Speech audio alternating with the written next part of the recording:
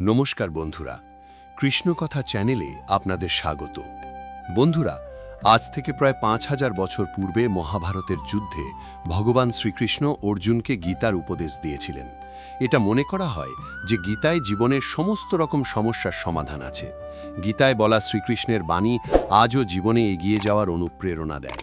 তাই জীবনের কোনো সমস্যার সমাধান পেতে এবং জীবনে সফলতা পাওয়ার জন্য গীতার কিছু বাণী আমাদের মনে রাখতে হবে, যা ভগবান শ্রীকৃষ্ণ অর্জুনকে মহাভারতের যুগে বিভিন্ন সময়ে প্রদান করেছিলেন, যে বাণীগুলি আজকের যুগেও শাশ্বত, অব্যর্থ। বন্ধুরা, আপনাদের কাছে আমার অনুরোধ, ভিডিওটি একটু সময় নিয়ে সম্পূর্ণ দেখুন। যারা ভগবদ্গীতার বিষয়বস্তু সহজ বাংলায় জানতে চান, এই ভিডিওটি হলো তাদের জন্য। শ্রীমদ্ ভগবদ্গীতা এই গ্রন্থটি শুধুমাত্র একটি ধর্মের জন্যই নয়, এটি পৃথিবীর সমস্ত ধর্মের মানুষের পড়া এবং বোঝা উচিত। ভগবদ্গীতা এমন একটি গ্রন্থ যা মানুষকে বাঁচার সঠিক পথ নির্দেশ করে। গীতা জীবনে ধর্ম, কর্ম এবং প্রেমের পাঠ শেখায়। শ্রীমদ্ ভগবদ্গীতার জ্ঞান মানুষের জীবন এবং মৃত্যুর পরের জীবনের জন্য অত্যন্ত উপযোগী।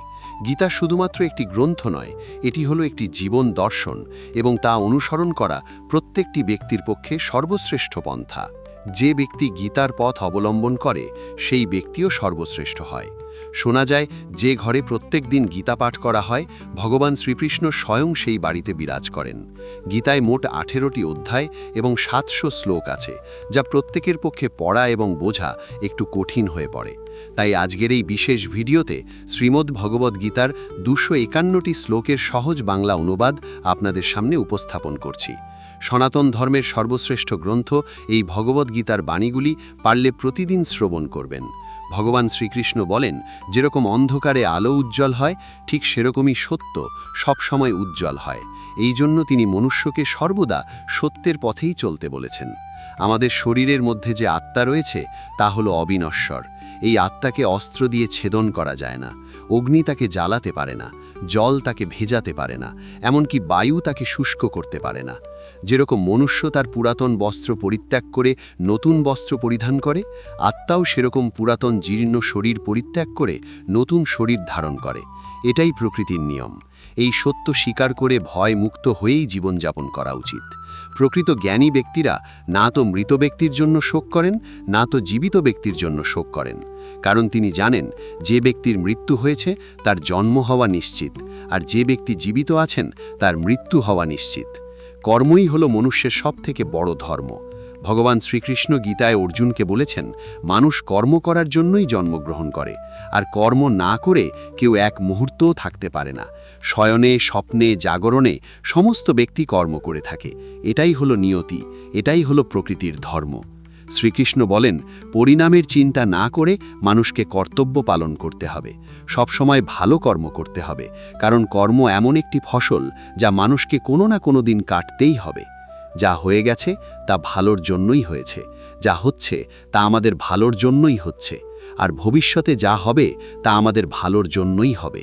তুমি অতীতের জন্য অনুশোচনা করো না এবং ভবিষ্যতের জন্য চিন্তা করো না। এটা বর্তমান। এই বর্তমানকে উপভোগ করতে শেখো। তোমার এমন কিছু হারায়নি যার জন্য তুমি কাঁদছ। তুমি এমন কিছু আনোনি যা হারিয়ে গেছে। তুমি এমন কিছু সৃষ্টি করনি যা নষ্ট হয়ে গেছে। না তো তুমি সাথে করে কিছু এনেছো, না তো তুমি সঙ্গে করে কিছু নিয়ে যেতে পারবে। আজ তোমার যা আছে, গতকাল তা অন্য কারো ছিল, আগামীকাল তা অন্য কারো হয়ে যাবে। তুমি যেটা নিজের ভেবে মগ্ন হয়ে আছো, এই প্রসন্নতাই তোমার দুঃখের কারণ হবে। মনে রেখো, পরিবর্তনই সংসারের নিয়ম। যাকে তুমি মৃত্যু ভেবে ভয় পাও, সেটাই আসল জীবন। নিজের থেকে তোমার, আমার, ছোট বড়, আপন পর এই সব বিভেদকে মুছে ফেলো। তাহলে দেখবে তুমি সবার, আর সবাই তোমার হয়ে যাবে। এই শরীর তোমার নয়, তুমিও এই শরীরের নয়। এই শরীর পৃথিবী, জল, অগ্নি, বায়ু দ্বারা সৃষ্ট। মৃত্যুর পর এই শরীর এগুলোতেই বিলীন হয়ে যাবে। তাহলে তুমি কে? তুমি নিজেকে ভগবানের ওপর ছেড়ে দাও। তোমার জন্য এটাই সর্বোত্তম উপায়। যে ব্যক্তি ভগবানের সমর্থন পেয়ে যায়, সে ভয়, চিন্তা, উদ্বেগ এবং শোক থেকে মুক্ত হয়ে যায়। শ্রীকৃষ্ণ বলেন, আমি সবের শুরু। আমি শুরুর আগেও ছিলাম, আবার সব কিছু শেষ হয়ে যাবার পরেও থাকব। সবই আমার মধ্যে আছে, আর আমিও সবার মধ্যে আছি। এই পৃথিবী, চন্দ্র, সূর্য, মাটি, বায়ু, জল সবই আমার সৃষ্টি। আমি ভগবান, শয়তান, রাক্ষস এবং মনুষ্যকে সৃষ্টি করেছি। আমি ব্রহ্মা, আমি বিষ্ণু, আমিই মহেশ্বর, আমি পৃথিবী মধুর সুগন্ধ, আমি অগ্নির উষ্ণতা, সব জীবিত প্রাণীর জীবন এবং সন্ন্যাসীদের আত্মসংযম। আমি সবার পালন করি, আবার আমি সব কিছু বিনাশও করি। আমি এই পৃথিবীর সমস্ত প্রাণীকেই চিনি, কিন্তু বাস্তবে আমাকে কেউই জানতে পারে না। যখনই এই পৃথিবীতে পাপ ও অধর্ম বৃদ্ধি পায়, তখনই আমি সাধুদের পরিত্রাণ করতে এবং পাপীদের বিনাশ করতে এই ধরাধামে যুগে যুগে অবতীর্ণ হই। মানুষের রাগ তার সবথেকে বড় সত্য। এই রাগ মানুষকে নরকের দরজা পর্যন্ত নিয়ে যেতে পারে। রাগের কারণে মানুষের মন অশান্ত হয়, সে আবেগের বশে অনেক সময় নিজের ক্ষতি নিজেই করে বসে। মনের ওপর নিয়ন্ত্রণ রাখা অত্যন্ত জরুরি। মানুষের মন বায়ুর মতো চঞ্চল হয়। মন মানুষকে কাম ভাবনার ওপরে নিয়ে যায়। যদি জীবনে সফলতা অর্জন করতে চাও, তাহলে মনকে নিয়ন্ত্রণ করতে শেখো। মনকে বশে আনতে পারলে তোমার সমস্ত মনের শক্তি কেন্দ্রীভূত হবে, যার ফলে কর্মে সফল হওয়ার সম্ভাবনা বৃদ্ধি পাবে। গীতায় ভগবান শ্রীকৃষ্ণ অর্জুনকে বলেছিলেন, যে ব্যক্তি নিজের মনের ওপর নিয়ন্ত্রণ লাভ করেছে, সেই ব্যক্তি সমস্ত উদ্বেগ এবং দুশ্চিন্তা থেকে নিজেকে দূরে রাখতে পারে।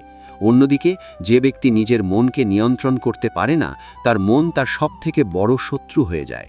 সবসময় সন্দেহ করা ব্যক্তিরা না তো এই জীবনে শান্তি পায়, না তো পরজীবনে। তাই সন্দেহপ্রবণ ব্যক্তির থেকে সর্বদা দূরে থাকুন। যারা সদা সর্বদা সন্দেহ করতে থাকেন, তাদের মনের স্বাভাবিক স্থিতি নষ্ট হয়ে যায়, আর ভ্রমের বশবর্তী হয়ে তারা আপনজনদের মধ্যে সম্পর্কগুলোকে নষ্ট করে ফেলে। শরীরের সৌন্দর্য মনকে আকর্ষণ করে, কিন্তু স্বভাবের সৌন্দর্য হৃদয়কে আকর্ষণ করে। তাই মানুষের স্বভাব সদা সর্বদা নির্মল হওয়া উচিত। কে কি করছে, কেন করছে এবং কিভাবে করছে, এই সব থেকে যত আপনি দূরে থাকবেন, ততই আনন্দে থাকবেন। জীবনে আমরা কতটা ঠিক এবং কতটা ভুল, তা শুধুমাত্র দুজনেই জানে। এক হলেন পরমাত্মা, আর অন্যজন আমাদের অন্তরের আত্মা। ভগবান শ্রীকৃষ্ণ বলেন, যে মানুষের মধ্যে জ্ঞানের অভাব এবং ঈশ্বরের প্রতি শ্রদ্ধার অভাব রয়েছে, সে মানুষ জীবনে কখনো আনন্দ এবং সফলতা প্রাপ্ত করতে পারে না। মায়া, এই মায়া হলো বিনাশের প্রধান কারণ। মানুষের দুঃখের প্রধান কারণ হলো এই মায়া। যে যত বেশি মায়া করবে, সে তত বেশি কষ্ট ভোগ করবে। ভগবান বলেন, যে কঠিন পরিস্থিতিতেও তোমার পাশে থাকে, তাকে তুমি সর্বদা পাশে রেখো, কিন্তু যে তোমার সাথে প্রতারণা করে, তাকে বিশ্বাস করার ভুল কখনো করো না। যেখানে তোমার সম্মান নেই, সেখানে কখনোই যাওয়া উচিত নয়, সেটা কারো বাড়ি হোক বা হৃদয়। অন্যথায় লোকেরা তোমাকে বোকা এবং দুর্বল মনে করবে। যদি বৃষ্টির আকাল হয়, তাহলে ফসল নষ্ট হয়ে যায়, আর আকাল যদি সংস্কারের হয়, তাহলে সম্পর্ক নষ্ট হয়ে যায়। যারা বলেন যে তাদের কাছে সময় নেই, আসলে তাদের প্রিয় মানুষের তালিকায় আপনার নামই নেই। সবসময় ভালো কথা বলো, মধুর কথা বলো, কারণ কোনো সময় সেই কথা যদি আপনাকে ফেরত নিতে হয়, তাহলে তা যেন তিক্ত না মনে হয়। নিজের আত্মসম্মান এবং স্বাভিমানকে উজ্জীবিত রাখুন, না হলে লোক আপনাকে সেখানে অধিকার দেখাবে যেখানে শুধুমাত্র আপনার অধিকার আছে। মনে রাখবেন, যতক্ষণ না পর্যন্ত আপনি নিজের কাছে নিজেই পরাজিত হচ্ছেন, ততক্ষণ এই পৃথিবীর কেউ আপনাকে হারাতে পারবে না। দুর্বল আপনি নন, আপনার সময়, আর সময় সবারই বদলায়। আপনি শুধু নিজের কর্ম করে যান, আর বাকি সবকিছু পরমাত্মার ওপরে ছেড়ে দিন। যে কখনো জীবনের সংকট অনুভব করেনি, সে কখনো নিজের শক্তিকে অনুভব করেনি। আমাদের জীবনে যে দুঃখ কষ্ট আসে, বাধা বিপত্তি আসে, সেগুলি আমাদেরকে দুর্বল করতে আসে না, বরং আমাদের ভেতর লুকিয়ে থাকা অমৃত শক্তিকে বাইরে বের করে এনে আমাদেরকে মজবুত করতে আসে। যে অন্যের কষ্ট বুঝতে পারে, যার মধ্যে দয়া আছে, যাদের মন পবিত্র, তারা এই জন্ম মৃত্যুর চক্র থেকে চির মুক্তি পায়। ভগবান বলেন, কাউকে কোনো জিনিস দিয়ে কখনো অহংকার করো না, কারণ কে বলতে পারে তুমি সেই জিনিস দান করছো নাকি আগের জন্মের ধার পরিশোধ করছো। অহংকার, এই অহংকারে মানুষের বৈভব, বংশ এবং প্রতিষ্ঠা চলে যায়। যদি বিশ্বাস না হয়, তাহলে রাবণ, কৌরব এবং কংসকে দেখো। অতিরিক্ত রাগের বশবর্তী হয়ে কোনো সিদ্ধান্ত নেবেন না। যখন রাগ হবে, একটু থেমে যান, দেখবেন জীবন আরও সহজ হয়ে উঠবে। যে ব্যক্তি ভগবদ্গীতা পড়ে, বাস্তবে তার ব্যবহার করতে জানে, তার অতীতের সমস্ত কুকর্মের প্রভাব ধীরে ধীরে নষ্ট হয়ে যায়। যা আমাদের ভাগ্যে প্রকৃতই থাকে, তা আমাদের কাছে স্বয়ং চলে আসবে, আর যা আমাদের ভাগ্যে নেই, তা সেও চলে যাবে। যেমন দমকা জোরালো হাওয়া নৌকাকে পথভ্রষ্ট করে দেয়, ঠিক সেরকমই কামনা বাসনা মানুষের মনকে বিভ্রান্ত করে। পরমেশ্বর বলেন, যে ব্যক্তি সুখ দুঃখে, মান অপমানে, জয় পরাজয় বিচলিত হন না, সেই ব্যক্তি আমার অত্যন্ত প্রিয়। যখন কোনো সৎ এবং বুদ্ধিমান মানুষ সম্পর্ক বজায় রাখা বন্ধ করে দেয়, তখন বুঝে নেবেন তার আত্মসম্মানে নিশ্চয়ই কোথাও আঘাত লেগেছে। মনে রাখবেন, ভালোবাসা সবসময় ক্ষমা চাইতে পছন্দ করে, কিন্তু অহংকার সর্বদা ক্ষমা শুনতে পছন্দ করে। এক নামের হাজারো মানুষ থাকতে পারে, তাই নাম নয়, কর্মই তোমার আসল পরিচয়। যতটা সম্ভব নিশ্চুপ থাকাই শ্রেয়, কারণ সবথেকে বেশি অপরাধ মানুষের জিহ্বাই মানুষকে দিয়ে করায়।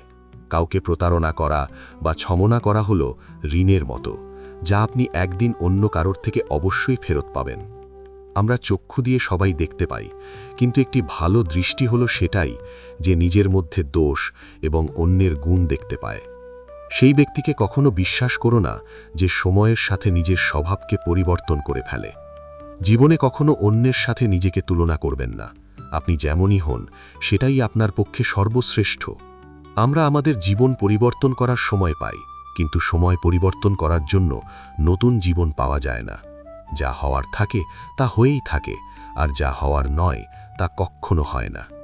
এমন নিশ্চয়তা যার বুদ্ধিতে থাকে, দুশ্চিন্তা তাকে কখনো কষ্ট দিতে পারে না।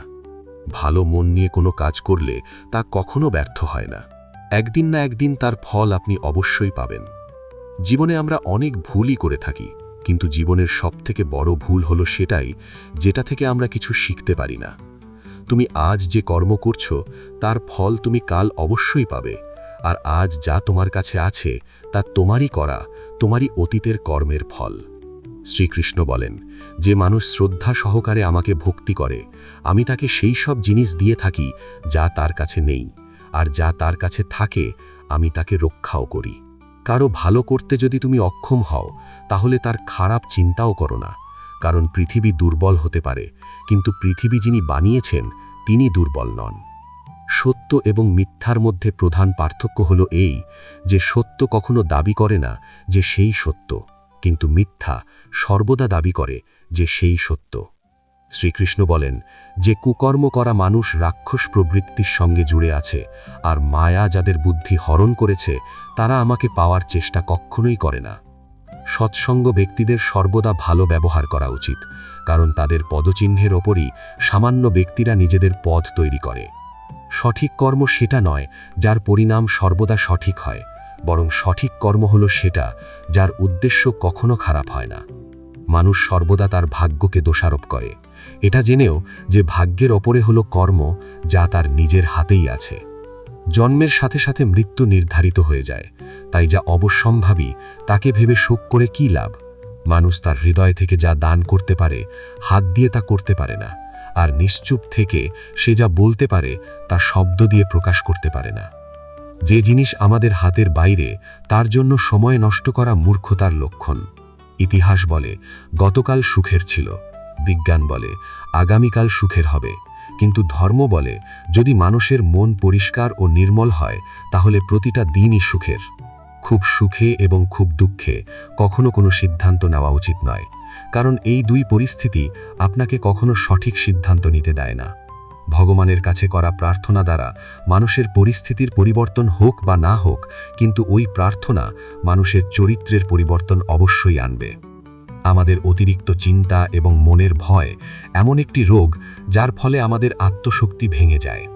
ভগবান শ্রীকৃষ্ণ গীতায় বলেছেন, হে অর্জুন, যারা আমার পরম ভক্ত, যারা সর্বদা আমাকে স্মরণ করে এবং একক চিত্তে আমার উপাসনা করে, আমি স্বয়ং তাদের প্রত্যেকের কল্যাণের দায়িত্ব গ্রহণ করে থাকি।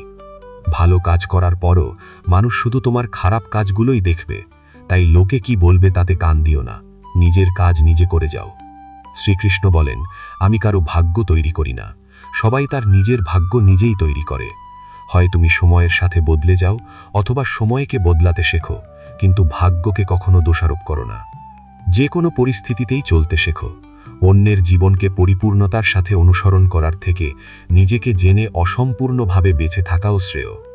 সংসারের কোনো মানুষই সর্বগুণসম্পন্ন নিখুঁত নয়, তাই কিছু ভুল ত্রুটিকে নজর এড়িয়ে গিয়ে সম্পর্কগুলোকে টিকিয়ে রাখুন। মানুষের মানবতা ঠিক সেই সময় নষ্ট হয়ে যায় যখন সে অন্যের দুঃখে আনন্দ পেতে শুরু করে। সময় আমাদের শেখায়, জীবন না তো কারোর জন্য অপেক্ষা করে, না তো কারোর জন্য থেমে থাকে। মানুষকে তার কর্মের সম্ভাব্য পরিণামের দ্বারা প্রাপ্ত জয়, পরাজয়, লাভ, ক্ষতি সুখ দুঃখ ইত্যাদির সম্ভাব্য পরিণতির কথা ভেবে চিন্তাগ্রস্ত হওয়া উচিত নয়। অহংকার আর সংস্কারের মধ্যে পার্থক্য আছে। অহংকার অন্যের মাথা নত করে খুশি হয়, কিন্তু সংস্কার স্বয়ং মাথা নত করে খুশি হয়। যখন পরিবারের সদস্যদের অপ্রীতিকর মনে হবে এবং অপরিচিতদের নিজের মনে হবে, তখন বুঝে নিও ধ্বংসের সময় শুরু হয়ে গিয়েছে। একজন কর্মযোগী নিজের মনের সমস্ত লালসাকেই পরিত্যাগ করে। জীবনের কর্তব্য বোঝে কাজ সে নিশ্চয়ই করে, কিন্তু কোনো কার্যে আবদ্ধ হয় না। অর্থাৎ যে ব্যক্তি নিজের কর্মে আশা এবং আকাঙ্ক্ষা রাখে না, সেই ব্যক্তির কর্মের পূর্ণতা প্রাপ্তি ঘটে। যার মন সফলতা এবং বিফলতায় সমভন্য থাকে, সেইরূপ ব্যক্তিকেই কর্মযোগী বলা হয়, এবং এইরূপ ব্যক্তি জীবনে বারংবার সফল হয়।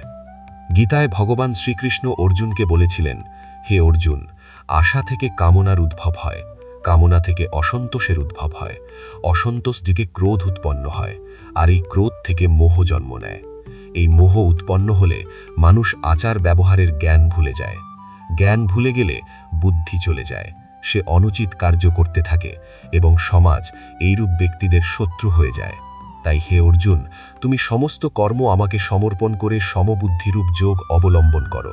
মতপরায়ণ হয়ে নিরন্তর আমাকে পাওয়ার চেষ্টা করো, তাহলেই তুমি আমার কৃপায় সনাতন অবিনাশী পরম পদ প্রাপ্ত হবে।